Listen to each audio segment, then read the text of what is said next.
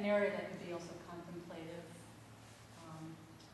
We talked about having a place to have musical events, and actually up here where the other group seem to want musical, a stage there, that's the only place where there's power.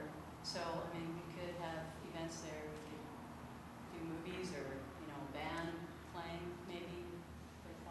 We just have to get parks to improve it. Yes, that's the only thing.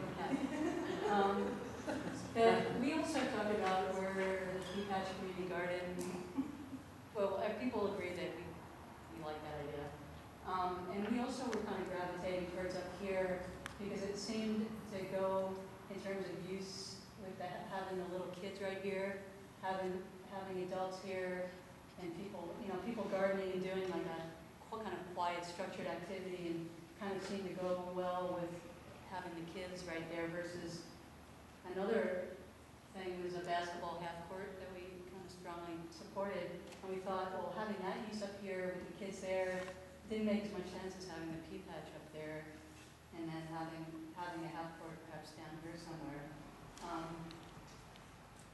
We talked about also making the Pea Patch a partial gathering place, but not make that the central thing, but have a little bit of that element in there.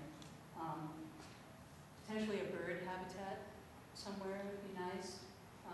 Another idea was exercise stations, where you could do, chin-ups here, and, you've probably seen those things around. And we thought that might be a way for teens to get involved with, competing with each other and, and something that could be kind of located all over the place. A skate element, perhaps near where the basketball half court is, not like a full-fledged skate park, but just like some little interesting thing that wouldn't necessarily take up too much space. We talked about a movie night use up here as well, maybe showing movies up there. What else?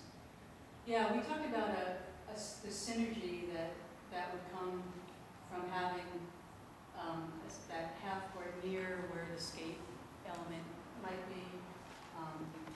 Also that it should be in full view because the teens will hang out there and you want to see what's going on. So have like a real central energetic area, but also not where they get to kind of hide and get into trouble there.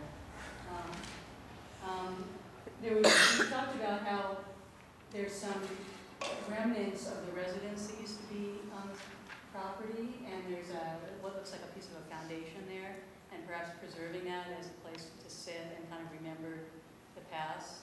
Down over here. We talked about having maybe like little outdoor doll houses in that area too as part of that.